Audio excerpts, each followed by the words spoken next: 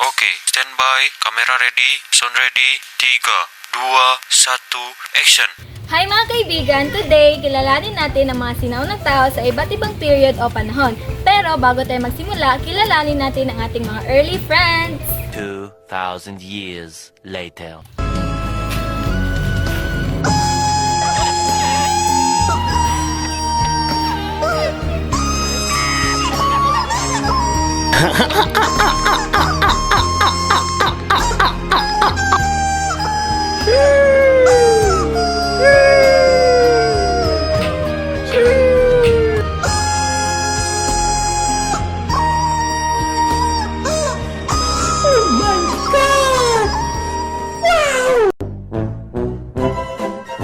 It's a prank! 11 pa lang. Naprank ko kayo! Meanwhile.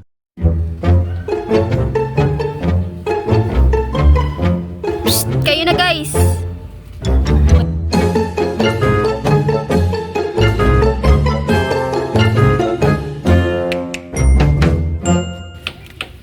Uy, hi guys! Tignan niyo itong bagong tool ko. Super sharp na. Perfect na pang hunting. Lol, hindi naman worth it yan pansinin eh. Buti pa, mag-aral ka ng constellations para alam mo kung kailan ka mangangaso. Stop na nga kayo. Hindi ako makafocus sa aking paparating na digmaan. Kung wala naman kayong naiambag sa ating history, tumahimik na lang kayo. Excuse me, hindi mo malalaman kung anong araw na kung hindi namin na-imbento ang isinaunang kalendaryo. What if sumabak ka sa labanan sa maling araw, edi napahiya ka? Don't me. Iaanin ko naman yung kalendaryo mo. Do you think it will help me set a meeting for the animals sa ibabantuhan? Sa palagay mo ba may pakialam ng mga oso kung anong araw sila lalabas? Don't me then. Sheesh! Kalma guys. Kalma. Hindi tayo nandito para nag-away. We're here to learn about sa inyong mga lalang kontribusyon sa ating kasaysayan. So, there's no need to fight. Fight, fight, fight!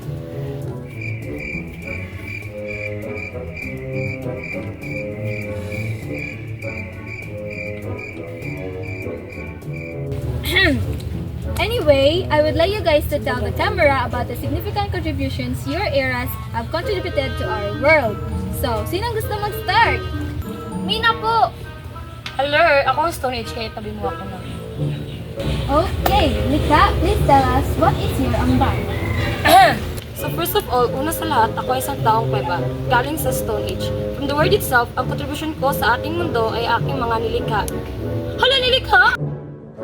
Ang contribution ko sa ating mundo ay ang aking mga stone tools na ginawa ko sa aking munting kuweba. And I thank you. Wowers! Gusto mo ba ng palakpak? Never mind. Hello everyone, every two and every three. Ako lang naman si Tala, from the Chinese civilization of the Bronze Age.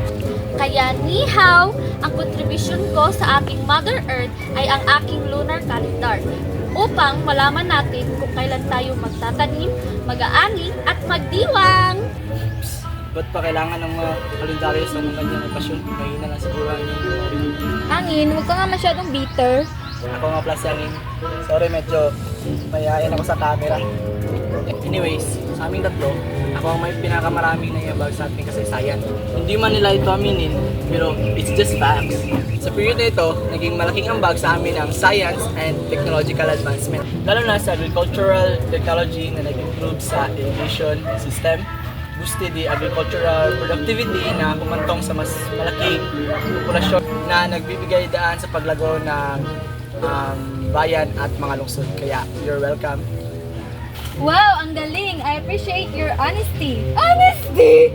Anyway, thank you for enlightening us about the different contributions that your era has contributed sa ating history. So, without further ado, I know na busy kayo sa inyong mga lives sa iba't ibang kapanahunan, kaya class dismissed!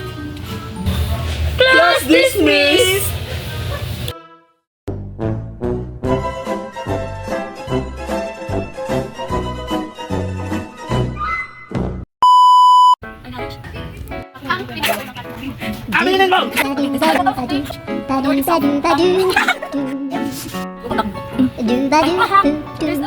Ang contribution ko sa ating...